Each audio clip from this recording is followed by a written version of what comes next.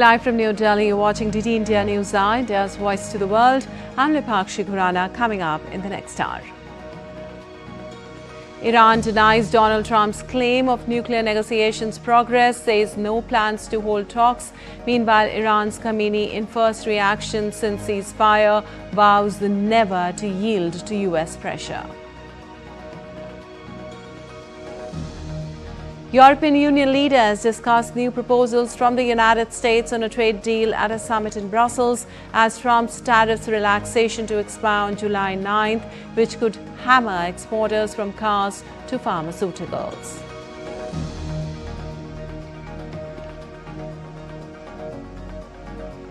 Congo and Rwanda to sign a peace deal in Washington, likely to end years of conflict with roots in Rwanda's 1994 genocide.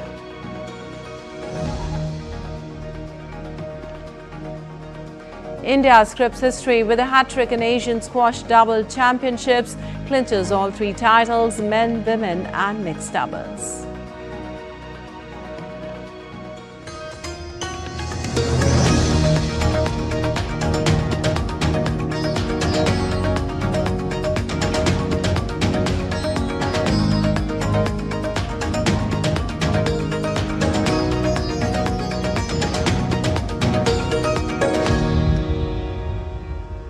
And on to the details now. Iran denied it is set to resume nuclear talks with the United States after the end of a 12-day conflict with Israel and accused Washington of exaggerating the impact of US strikes.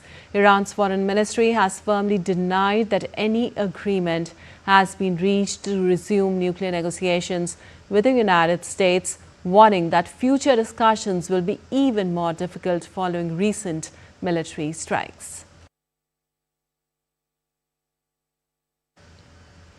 President Trump had said on Wednesday that the US and Iran would meet next week, describing the recent Pentagon strikes on Iranian nuclear sites as a success. However, the White House walked back that claim on Thursday. Speaking on Iranian state television, Iran's Foreign Minister Abbas Araghchi dismissed reports of an imminent diplomatic breakthrough. Araghchi said the damages to nuclear sites were not little and that relevant authorities were figuring out the new realities of Iran's nuclear program. Baghai also accused Washington of never intending to negotiate, and sincerely, he said the scheduled talks in Oman before Israel's attacks were evidence that the US was not acting in good faith.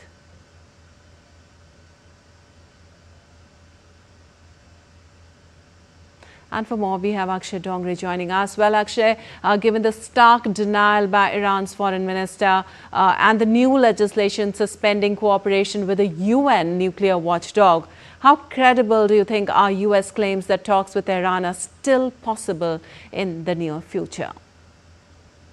Well, it's highly unlikely that in immediate future, at least, there will be any kind of nuclear negotiations with Iran as far as nuclear program is concerned.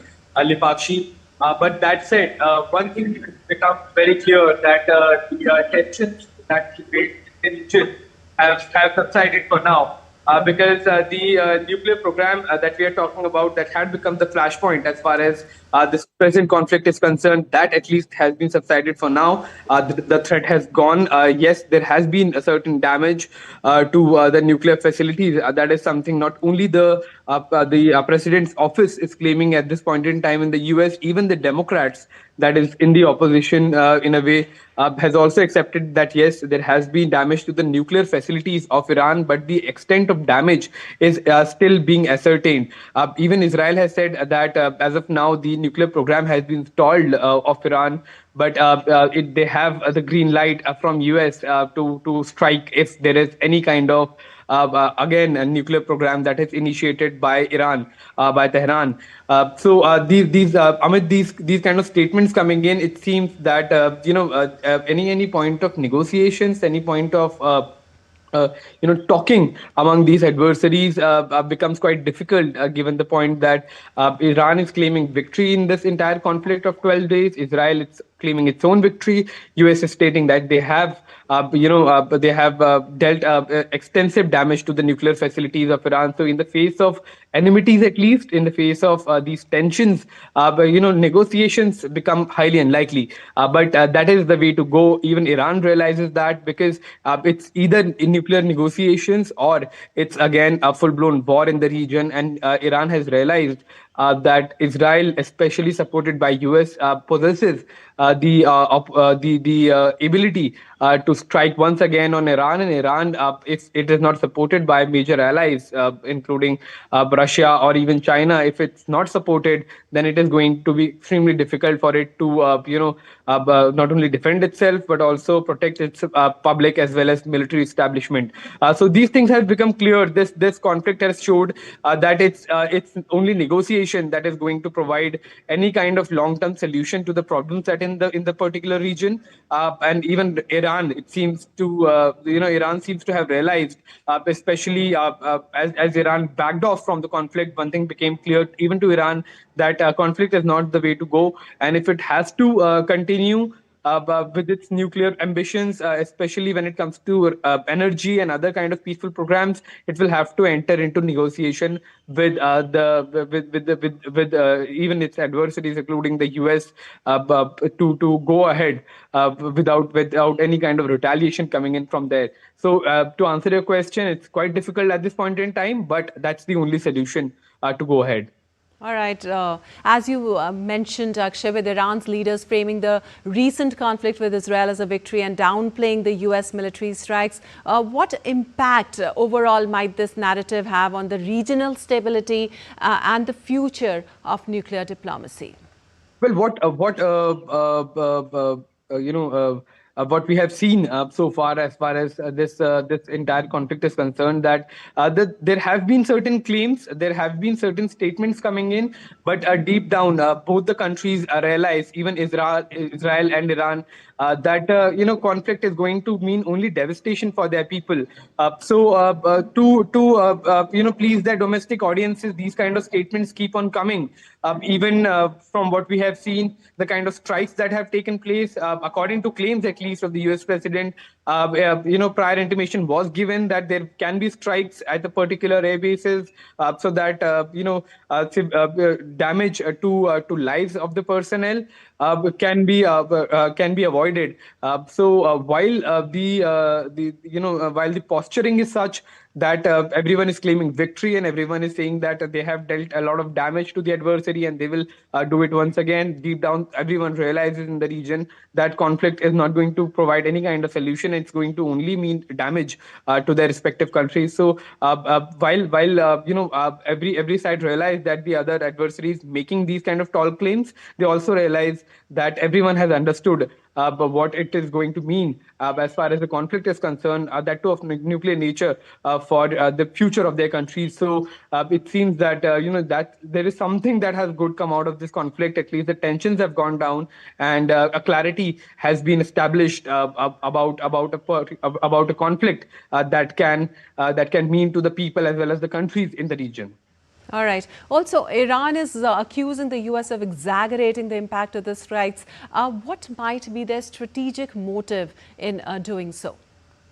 Well, it's very clear, Lipakshi, that they want to please their domestic audiences. Everyone wants to keep their regime intact. When it comes to Israel, it has its own political reasons for the conflict, and usually conflicts have political reasons.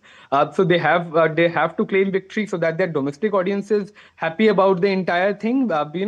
Even to the extent of overlooking the damages that have been done to the civilian areas, Iran does also realize, being a regime that has been there for a very long time, and any kind of defeat, if understood by people, then it is going to be dangerous for the particular government, the particular regime in the country. So everyone is claiming victory, but the other side also realized that it's only to please their domestic audiences, so it doesn't cause a lot of damage to the ongoing conversations and ongoing negotiation at the government level or at the top level. But it's good for all to kind of posture that they have won, so that at least from the home front, from the domestic politics front, they don't get pressurized to further retaliate or further launch another attack to balance things out. So everyone is claiming victory, everyone is happy, and that's a good thing for the region at all. After all, absolutely good thing for the region there. Thank you so much, Akshay, for all those details. And moving on, European Union leaders met in Brussels on Thursday to review fresh US proposals for a potential trade deal. With a July 9th deadline approaching to avoid increased US tariffs threatened by President Donald Trump, EU nations are under pressure to find a united stance. The proposed tariffs could significantly hurt major European exporters, including the auto and pharmaceutical industries. European Commission President Ursula von der Leyen confirmed that the EU had received a new draft from the US and was still evaluating it. She cautioned that there's a risk the negotiations could fail, emphasizing that all options remain on the table. So our message today is clear. We are ready for a deal. At the same time, we are preparing for the possibility that no satisfactory agreement is reached.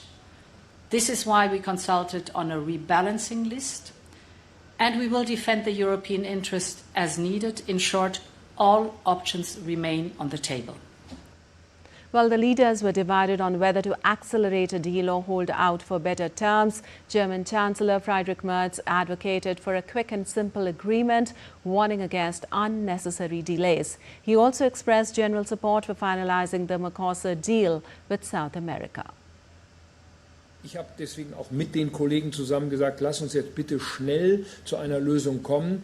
Ich habe unter anderem auch auf einzelne Industrien hingewiesen, die wir in Deutschland haben, die chemische Industrie, die pharmazeutische Industrie, der Maschinenbau, Stahl, Aluminium, Automobilindustrie, die werden zurzeit alle mit so hohen Zöllen belastet, dass das die Unternehmen wirklich gefährdet, und deswegen lieber jetzt schnell und einfach als langsam und hochkompliziert. Wir müssen jetzt schnell zu einem Ergebnis kommen. Und darüber sind wir uns auch alle einig gewesen, da gibt es überhaupt keinen Dissens. Well, however, the French President Emmanuel Macron disagreed, saying he could not endorse the Mercosur agreement in its present form. Macron, while in favor of a pragmatic and timely US trade deal, insisted that any agreement must be fair and balanced. Mon souhait, c'est que nous concluions rapidement, ce qui marque, et je peux le dire ici, il y a une vraie volonté des Européens et une bonne volonté de conclure. Mais cette bonne volonté ne doit pas être vue comme une faiblesse. Nous voulons conclure rapidement parce que c'est notre intérêt collectif et c'est bon pour la stabilité du commerce international et pour nos entreprises, mais on ne veut pas conclure vite à tout prix. And US President Donald Trump said on Thursday that America signed a deal with China. Trump made the remarks while speaking at the Big Beautiful Bill event. After talks in Geneva in May, Washington and Beijing had agreed to temporarily lower steep tit-for-tat tariffs on each other's products. China also committed to easing some non-tariff countermeasures, but US officials later accused Beijing of violating the pact and slow-walking export license approvals for rare earths. Both sides eventually agreed on a framework to move forward with their Geneva consensus following talks in London this month.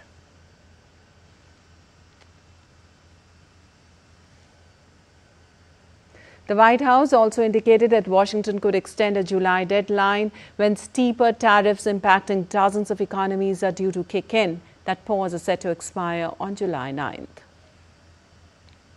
The deadline is not critical. The president can simply provide these countries with a deal if they refuse to make us one by the deadline, and that means the president can pick a reciprocal tariff rate that he believes is advantageous for the United States and for the American worker, and he will continue to do that. But as for the deals, our United States Trade Ambassador, Jameson Greer, I speak to him frequently. He's working very hard, and he has had very good and productive discussions with many of our key trading partners. Well, the Center for Disease Control and Prevention's panel of vaccine advisors voted on Thursday in their first official move after U.S. Health Secretary Robert F. Kennedy Jr. fired the committee's previous experts and replaced them with his own picks. They voted 5-1 in favor. The vote marked the first by the Advisory Committee on Immunization Practices since Kennedy abruptly fired all 17 members of the ACIP earlier this month, accusing them of conflicts of interest and replaced them with his own nominees. A majority of the committee approved updated recommendations for a new shot for respiratory syncytial virus or RSV and voted to urge Americans to avoid a small number of flu vaccines that use the preservative temesirol despite evidence of its safety. Votes by the panel are closely watched by health authorities because they're tied to federal policies and programs that enable access to vaccines, including requirements for insurance coverage and funding to provide shots for uninsured children. Other vaccines were also being discussed by the panel but not voted on, including those for COVID-19, measles, chikungunya and anthrax. Kennedy's new committee also announced Wednesday that it would start a renewed review of all recommended pediatric vaccines.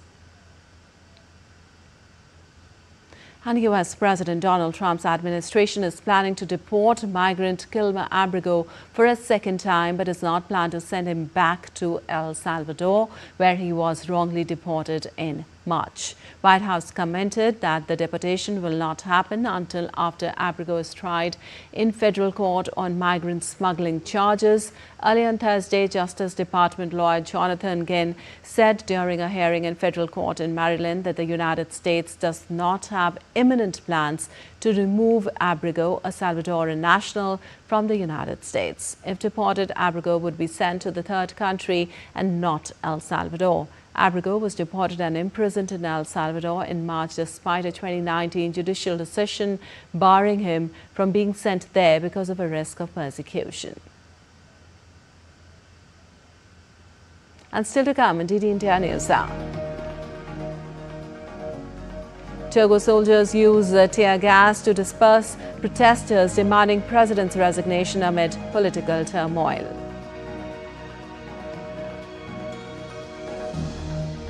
Thousands in Argentina protest for education and healthcare funding amid budget cuts. And Greek wildfighters battle wildfire near Athens, evacuate residents as high winds fan flames.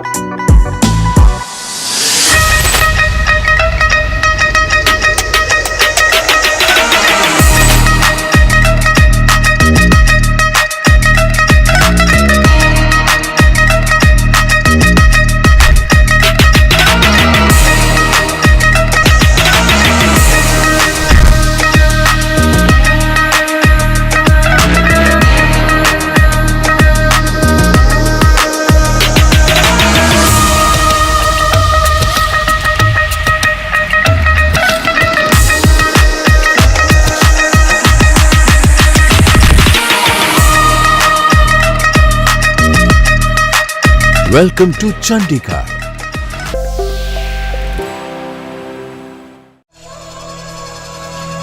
Open your mind to a whole new world. Explore mystic wonders of nature in the forests. तो मुझे देख के आपको लग रहा है कि मुझे इजी वाला देना चाहिए.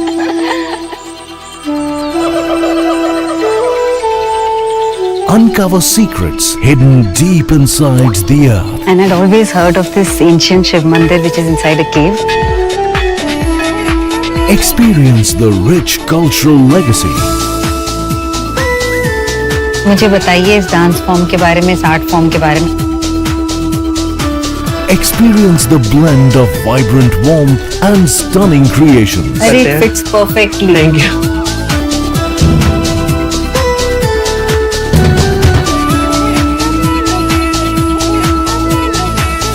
Jharkhand, let it become a part of you. Postcards from Jharkhand on National Geographic.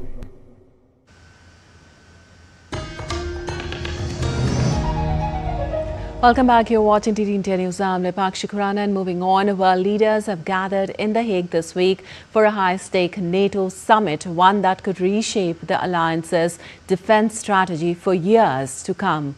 With new spending targets on the table and pressure mounting for US President Trump, the outcome remained uncertain. Our correspondent Mark Limburg is in The Hague with the latest update. I'm standing here in The Hague, the political heart of the Netherlands, where world leaders are gathering for a crucial NATO summit. At a time of rising global tensions, this meeting could shape the alliance's next moves, from military support for Ukraine to the future of European defense. What's decided here in a few hours may have global effect. We meet at a truly historic moment. As the world becomes more dangerous, Allied leaders will take bold decisions to strengthen our collective defense, making NATO a stronger, a fairer and a more lethal alliance. The focus: more troops, more funding and better coordination to strengthen Europe's defense. With the war in Ukraine ongoing and pressure from US President Trump calling for a 5% investment of gross domestic product on defense of each of the NATO countries. This adds up to more than a staggering $2 trillion investment in NATO defense. Behind closed doors, talks in the NATO Council went on for hours, and it was far from certain all member states would sign off on the final deal. With billions at stake and pressure from President Trump, the outcome shifts NATO's future direction. It's a tense finish here in The Hague. But after hours of talks, NATO Secretary General Rutte and US President Trump finally talked to the world press. NATO leaders agreed on the The Hague Defense Investment Plan. And this will fuel a quantum leap in our collective defense. With this plan, allies have agreed to invest 5% of GDP in defense. I've been asking them to go up to 5% for a number of years, and they're going up to 5%, and that's a big, from 2%. And a lot of people didn't even pay the 2%. So I think that's going to be very big news. NATO is going to become very strong with us. Mark Limburg reporting from the NATO summit in The Hague for DD India. Well, Guatemala and the United States signed a joint security partnership agreement aimed at strengthening capabilities against transnational threats on Thursday. U.S. Secretary of Homeland Security Kristi Noem and Guatemalan Minister of Governance Francisco Jimenez announced the cooperation deal. The agreement includes enhanced operational and logistical collaboration to combat illicit trafficking, implementation of anti-narcotics border patrols, and the reactivation of joint Army National Civil Police patrols, particularly in border areas. The deal focuses on combating illicit trafficking networks and enhancing operational and logistical capabilities between both the countries. And Miami-Dade Sheriff's deputies dragged a woman out of a meeting of the Miami-Dade County Commission on Thursday after she questioned an order not to speak. A video showed the women, identified as Camila Ramos, repeatedly saying, "Let go of me," while being forcibly escorted out of the committee's chambers. The Miami Herald said that the meeting dealt with a rule change in an agreement between the U.S. Immigration and Custom Enforcement Agency and Miami-Dade jails, which the woman opposed. Ramos was objecting to the Commission's decision not to vote on the rule change, which would modify a formal cooperation agreement between ICE and the county jail system. And Congolese and Rwandan officials are expected to sign a peace deal in Washington on Friday following a diplomatic push by U.S. President Donald Trump's administration to end years of conflict with roots in Rwanda's 1994 genocide. The agreement aims to attract Western investment to the two countries' mining sectors, which boast deposits of tantalum, gold, cobalt, copper and lithium, while giving the U.S. access to critical minerals. Congolese negotiators have dropped a demand that Rwandan troops immediately leave the Eastern Democratic Republic of Congo, paving the way for a U.S.-brokered peace agreement to be signed today. Rwanda sent at least 7,000 soldiers over the border in support of the M23 rebels who seized eastern Congo's two largest cities and lucrative mining areas earlier this year. Rwanda has long denied providing arms and troops to M23 and says it is acting in self-defense. Washington was pushing for Rwanda to withdraw its troops before the deal signing, a precondition that was also included in a U.S.-prepared draft authenticated by the diplomats. And soldiers in Togo used tear gas and batons to disperse hundreds of protesters on Thursday who blocked main roads in the capital to call for the resignation of longtime leader Faure Gnassingbé. The gathering, organized by bloggers and activists, highlighted persisting political strife in Togo, where last month Gnassingbé was given the powerful new role of President of the Council of Ministers that has no fixed term limit. Protest organizers planned 3 days of demonstrations, but soldiers quickly dispersed the crowd on Thursday. In the suburbs of the capital, protesters set wooden furniture and tires on fire. Many shops stayed closed amid ongoing clashes. Gnassingbé had previously served for 2 decades as president, and opposition parties have described his new appointment as a constitutional coup that could extend his rule for life.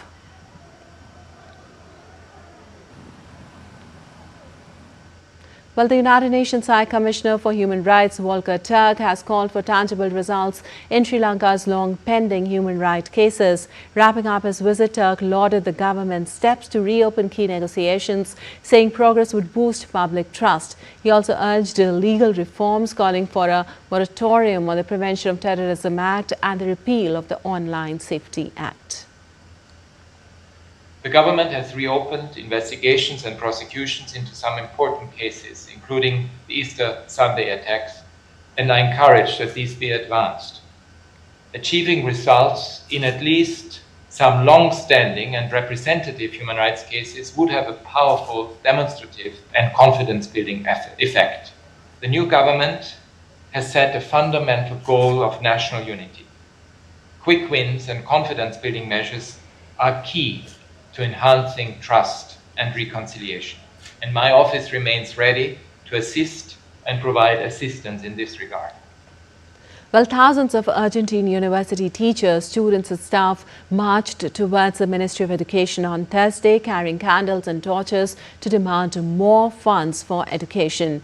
Nationwide protests erupted as demonstrators demanded better pay for university staff and the passage of a university funding law.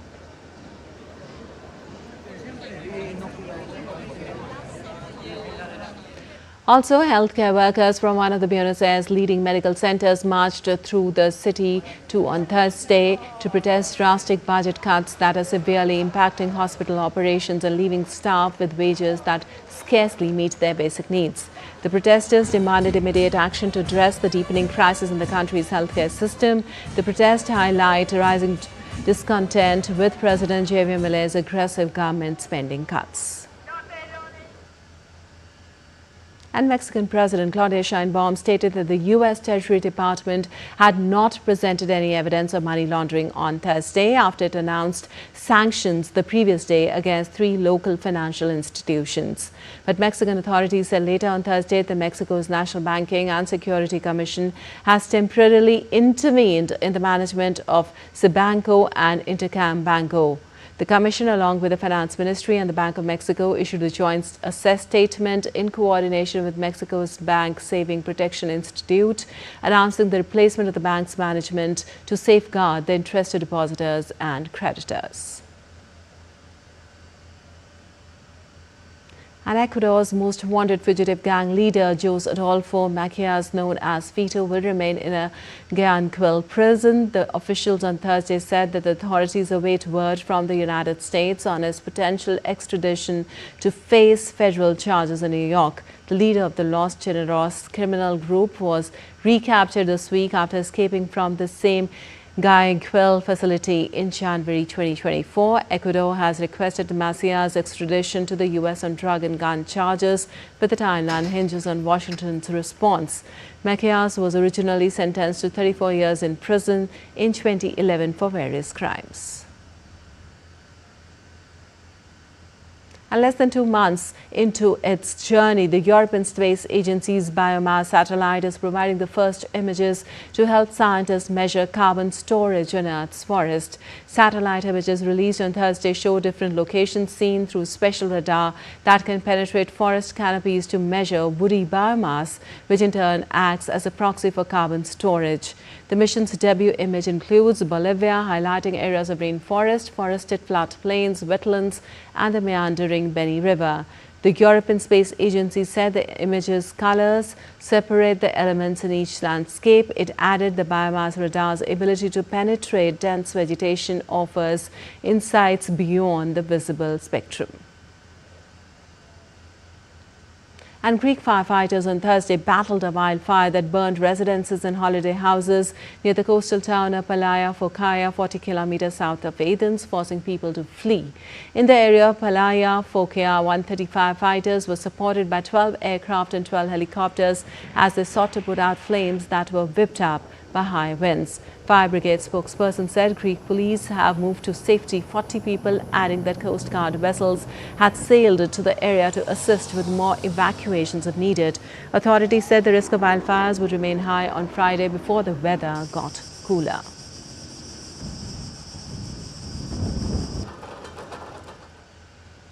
Also, thunderstorms swept across France, killing 2 people, causing damage to property and cutting electricity. The French Civil Defense Agency said 1 person was critically injured in the storm, which broadly swept France after a heat wave. More than 100,000 households lost electricity across France. The city security office said the storm alert has also been lifted as of Thursday. Meanwhile,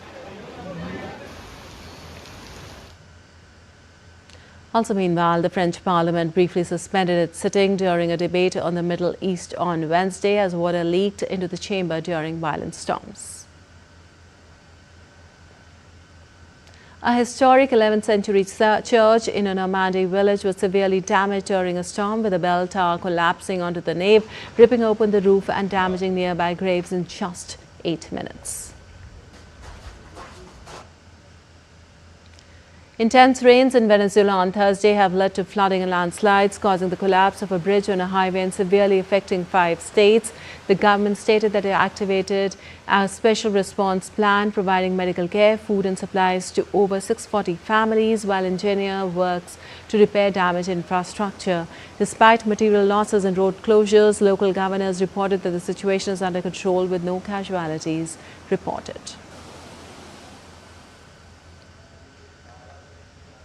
And now let's take a look at other stories making news around the world. Renowned Argentine composer Lalo Schifrin, famous for creating the iconic Mission Impossible theme and scoring dozens of Hollywood movies and TV shows, passed away at 93 due to complications from pneumonia. Born in Buenos Aires, Schifrin developed a passion for American jazz in his teens and went on to become a skilled pianist and conductor. British pop artist Philip Colbert has transformed Waddesdon Manor, a historic National Trust estate in Buckinghamshire, England, with his vibrant lobster sculpture. The takeover, part of his estate's Summer Fest, features 2 striking pieces, Lobster Flower and Lobster Sunflowers. Colbert's contemporary pop art pieces create a striking contrast with its classical architecture of Waddesdon Manor.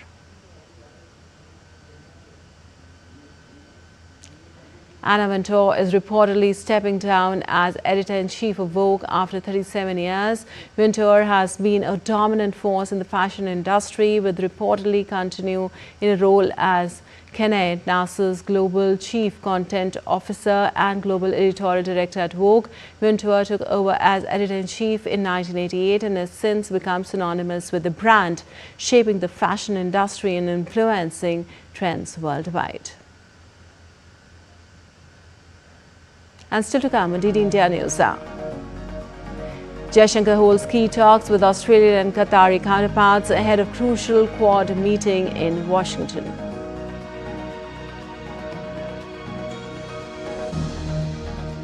Puri gears up for Jagannath Rath Yatra, extensive arrangements for smoother mobility in place. And Dragon spacecraft successfully docks with International Space Station.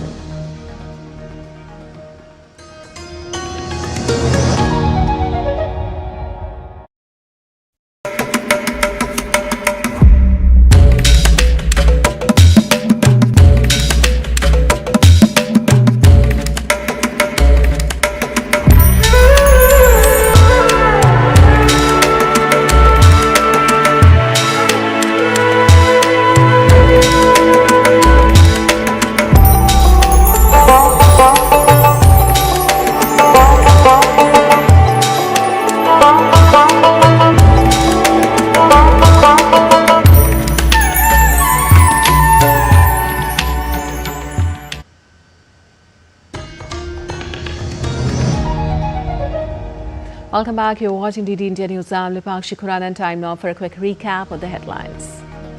Iran denies Donald Trump's claim of nuclear negotiations progress, says no plans to hold talks. Meanwhile, Iran's Khamenei, in first reaction since ceasefire, vows never to yield to US pressure. European Union leaders discussed new proposals from the United States on a trade deal at a summit in Brussels as Trump's tariffs relaxation to expire on July 9th, which could hammer exporters from cars to pharmaceuticals.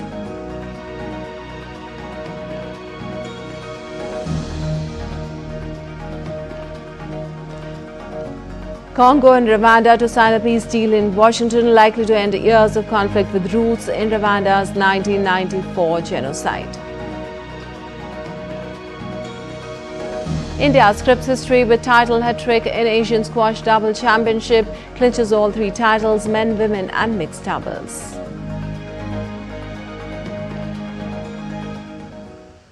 And moving on, Defence Minister Rajnath Singh held talks with his Chinese counterpart Admiral Dong Jun on the sidelines of SCO Defence Ministers meeting in Qingdao. The leaders had a constructive and forward-looking exchange of views on issues pertaining to bilateral relations.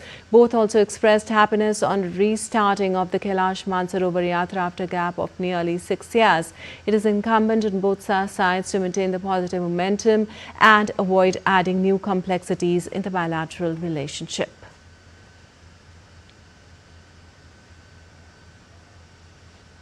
And ahead of the key meeting of the Quad in Washington, D.C. next week, India's External Affairs Minister Dr. S. Jaishankar held a phone conversation with his Australian counterpart Penny Wong. Sharing on social media platform X, he wrote and echoed, "A good discussion with FM Senator Wong of Australia before we head out for the Quad next week, exchanged views on a bilateral cooperation and the Indo-Pacific," unquote.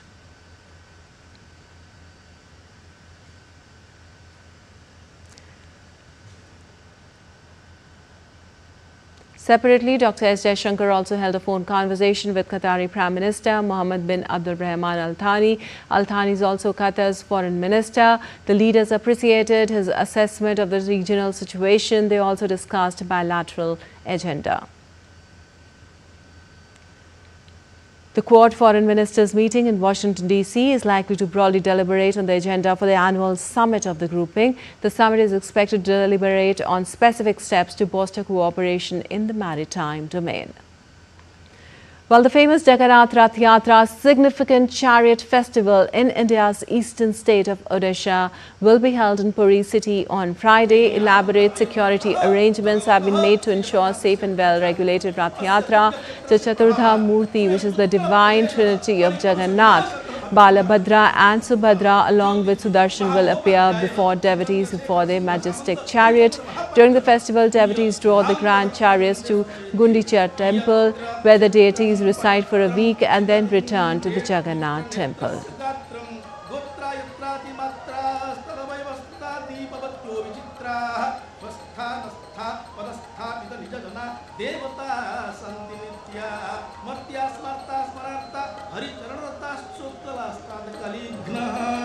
भवन्तः पश्यन्ति रथस्य अपूर्वां शोभाम् इदानीम् भक्तः तस्य हृदयं भक्तः स्वयम् आन्दोलितः तस्य हृदयम् आन्दोलितं भवति भक्तः निवेदयति तत्र सम्प्राप्त राष्ट्रपति सम्मानः गुरुदेवः वैकुण्ठविहारिणन्द शर्मा सूचयति चल रे परमं धाम नीलाचल क्षेत्रं त्वरितं मम रे अवध मनः विराजते आत्मा राम रे अवध मन Bhagwati.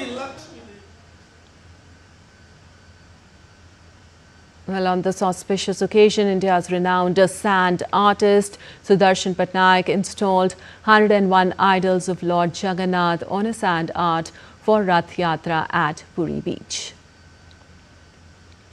Whereas India's Union Home Minister Amit Shah performed the Mangal Aarti at the Jagannath temple on Friday morning ahead of the Rath Yatra of Lord Jagannath in Ahmedabad.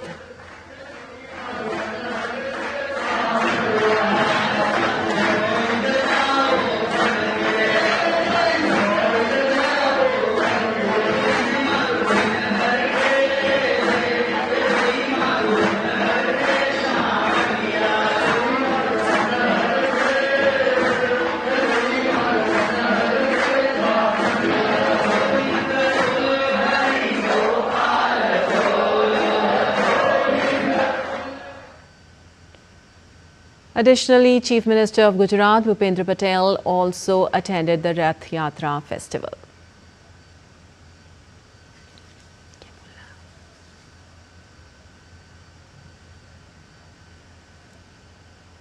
And we're getting you live visuals from Puri in Odisha right now, where the stage is all set for the annual chariot festival, Jagannath Rath Yatra, a divine journey of Lord Jagannath, Lord Balabhadra, Devi Subhadra and Lord Sudarshana with rituals.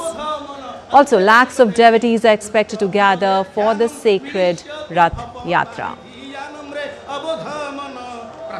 Puri is ready for the Rath Yatra and devotees are arriving to celebrate this majestic festival. The deities will travel to Gundicha temple and the government has prepared for the peaceful event. Elaborate arrangements have been put in place. Security is heightened and more police and advanced technology are deployed. Temple authorities are also coordinating the rituals beautifully. The focus is on, of course, the safety for all. The pilgrim city of Puri is buzzing with the religious fervor right now as countless devotees from across the country and abroad have started reaching Puri to participate in the majestic Rath Yatra. And the road. Chants all over of Jai Jagannath. Devotees await eagerly to witness the sibling deities of Lord Jagannath, Lord Balabhadra and Devi Subhadra, commencing their annual sojourn to their birthplace at Gundicha temple. And chanting the name of the divinity here, and the atmosphere. And now let's take some updates from Axim-4 mission. Dragon spacecraft was successfully docked with International Space Station. Shubhanshu Shukla has scripted history as he becomes the first Indian to reach International Space Station and second in space after Rakesh Sharma. 5, 4, 3, 2, 1. Ignition and liftoff. And with this, India took another giant leap in the space sector. With the docking of the Axiom-4 Dragon spacecraft, Indian astronaut Group Captain Shubhanshu Shukla made history by becoming the first Indian to enter the International Space Station. Along with India's Shubhanshu Shukla, Aboard the spacecraft are 3 astronauts from Poland, Hungary and the United States. The docking procedure connected the spacecraft with the International Space Station's Harmony module. Final approach and is go for docking. Monitor per steps 5 and 6 and 1.102. The process began with a calibrated approach followed by the docking, orchestrated after a series of orbital maneuvers. After the docking, the hatch of the spacecraft was unlocked and the 4-member crew moved into the ISS. Their first visit to the International Space Station as well. It is a privilege to be amongst the few who have got the chance to see the Earth from a vantage point that I have been able to see now. It has been a wonderful ride. It has been great. The minute I entered the International Space Station and you guys, this crew, you just made me feel so welcome, as if you literally opened your doors, like your house doors for us. That's true. But it was fantastic. Indian astronaut Shubhanshu Shukla's family also watched the docking process. His parents got emotional as they watched the live telecast at their son's school in Uttar Pradesh's Lucknow along with other students and teachers. बहुत अच्छा लग रहा है। अब ये अंदर चले गए, अब कोई दिक्कत नहीं। वापसी का इंतजार रहेगा कि जल्दी से आए, जल्दी से मिले आके हम लोगों से, उसी का इंतजार। खुशी है बहुत, अपने को जो है बहुत अच्छा महसूस कर रहे हैं। बच्चे ने सफल उसके जो है डॉकिंग हुई है, इसके लिए हम जो है ईश्वर को बहुत बहुत जो है धन्यवाद करते हैं। बहुत इंडिया के लिए बहुत प्राउड मोमेंट है। हम डेस्परेटली वेट कर रहे थे कि डॉकिंग हो, सेफली वो पहुंचे और उसकी डॉकिंग हो, एंड वो हमने भी देखा, and I am so happy कि वो डॉकिंग भी सेफली हो गई है। Indian Minister Jitendra Singh also watched the docking process live. Soon after, the minister lauded India's space journey and congratulated Group Captain Shukla and other astronauts on the successful docking. We started our space journey much later compared to the United States or even the Soviet Union. But today, our credibility, the trustworthiness of our capacities has risen to such an extent that it is our talent which is being looked forward to for a collaboration which would benefit others as well. So I think that's a huge change from what it was till a few years back and it is today. Shukla's trip marks the start of a new phase in India's space program, where human space flight would become as routine as satellite launches. Axiom Mission 4 will not only conduct major researches but also promote space outreach activities to encourage the next generation of Indian scientists.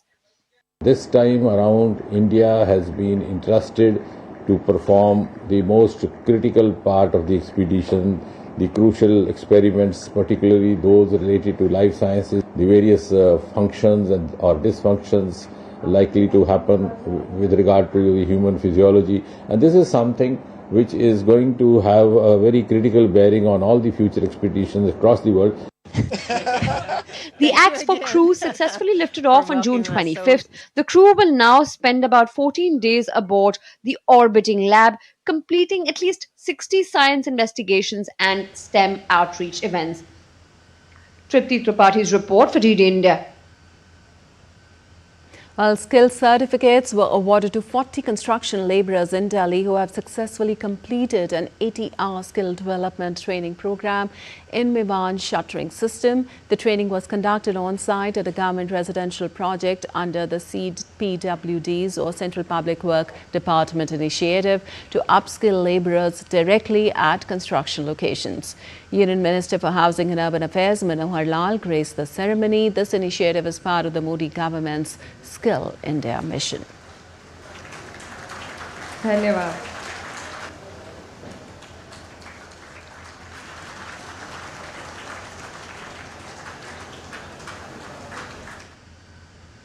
Well, the Election Commission of India has started proceedings for the delisting of 345 registered unrecognized political parties across the country. These parties, according to the Election Commission, have failed to contest a single election since 2019 and are untraceable at their registered addresses. The poll panel, in its press statement issued on Thursday, stated that out of the 2,800 RUPPs currently registered, many no longer meet the basic requirement for continued registration under Section 29 9A of the Representation of the People Act 1951.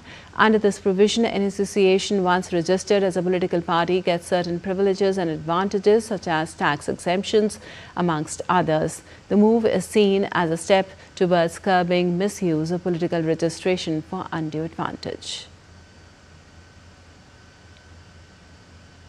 And still to come on DD India News Hour. Wall Street ends higher as S&P 500 and NASDAQ near record closing levels.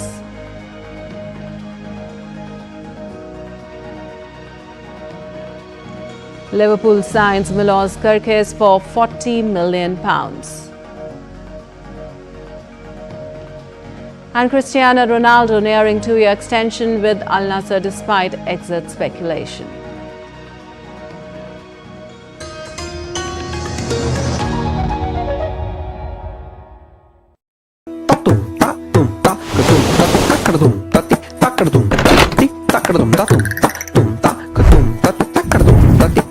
Swagatam to Andhra Pradesh, the coastal jewel of India.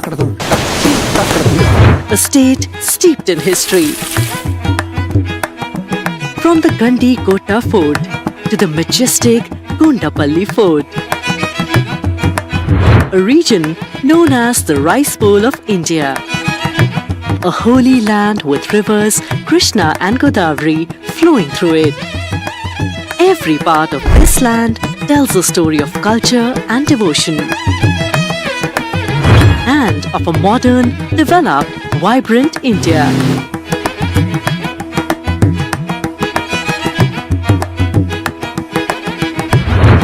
The graceful Kuchipudi and exuberant Dhimsa showcase the artistic brilliance of this land.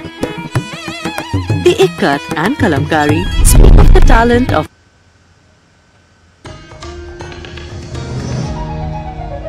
Welcome back. You're watching DD India News Now. Lipakshi Khuranan on to some business news now. Wall Street ended high on Thursday with the S&P 500 and NASDAQ edging closer to the record closing levels. A broad-based rally lifted all three major U.S. stock indexes, putting them on course for weekly gains. The S&P 500 and NASDAQ are nearing their all-time highs, while the NASDAQ 100, a key segment of the NASDAQ composite, recorded its second straight record close on Wednesday. The S&P 500 climbed 0.80%, the NASDAQ composite rose 0.97%, and the Dow Jones Industrial Average advanced 0.94%. Well, Apple announced changes to its App Store rules and fees in the European Union on Thursday, following orders from the EU's antitrust regulators to eliminate barriers that prevent developers from directing users outside the App Store for purchases. Under the new rules, developers will be charged a 20% fee for transactions made through the App Store, though this could drop to 13% for participants in Apple's small business program. For developers who guide users to external payment methods, a service fee ranging from 5% to 15% will apply. They will also be allowed to include multiple links to third-party payment platforms. In a statement, Apple said that the European Commission is requiring a number of additional App Store changes, and they disagree with the decision and intend to appeal. Meanwhile, the European Commission stated it will assess Apple's revised policies for compliance with the Digital Market Act and emphasize that input from market players and stakeholders will be crucial in determining the next steps.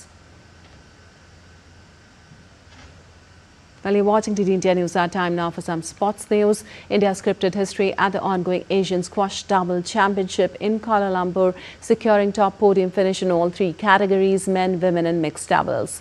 The top-seeded men's pair of Abhay Singh and Velavan Senthil Kumar beat their Pakistani opponents Noor Zaman and Nasir Iqbal in the summit clash.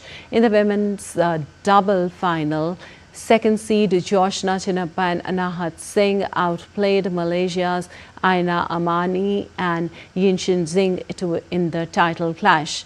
The top-seeded mixed double pair of Abhay and Anahat made it a clean sweep of titles for India as they beat Malaysia's Rashan Arnold and Amishin Raj Chandran 2-0 in the summit showdown. And Jofra Archer is in line for the first Test appearance in Metro in more than 4 years after being named in England's squad for next week's match against India at Edgbaston. The 30-year-old made a thrilling start to international cricket in 2019 but has not played a test since 2021 after a series of injuries. A recurring stress fracture in his elbow has required multiple operations, while a stress fracture in his back ruled him out of an entire summer in 2022. Archer returned to white ball cricket in early 2023, but when the elbow issue returned, he missed the summer once more. Archer is the only addition to an otherwise unchanged squad from England's thrilling first test win at Headingley. The second test in Birmingham begins on Wednesday. And Liverpool has spent around £170 million this summer. The latest signing is left back Milos Kerkez from Bournemouth for £40 million. The 21-year-old Hungary international has signed a 5-year deal. Kerkez becomes Liverpool's third major signing of the window. Earlier, the Reds bought Florian Wirtz and Jeremy Frimpong from Bayer Leverkusen. Wirtz, a German attacking midfielder, cost a club record £116 million. Right back Frimpong joined for £29.5 million. Kerkez has already played for a European super club earlier in his career. This move to Liverpool marks a big step forward for him. Cristiano Ronaldo is close to agreeing a new contract with Saudi Arabian club Al Nassr. Ronaldo's deal was due to expire at the end of June, but sources indicate a 2-year extension is close to being finalized. Ronaldo posted on social media the chapter is over following the Riyadh club's final Saudi Pro League game of the season last month, leading to speculation he was set to leave. FIFA President Gianni Infantino then raised the prospect of him joining a team involved at the Club World Cup after Al Nassr's failure to qualify for the extended tournament, which is being held in the United States. Well, that's all for this edition of DD India News Hour, but let us know your thoughts on the news of the day. For those on the go, you can get all the latest news and updates from India across the world in the DD India mobile app. The app is available on both Android and iOS platforms. Scan the QR code on the screen to download now. Well, we'll be back with more news as it breaks here on DD India. I'm Lipakshi Khurana from all of us here in Delhi. Thanks for watching DD India News Hour.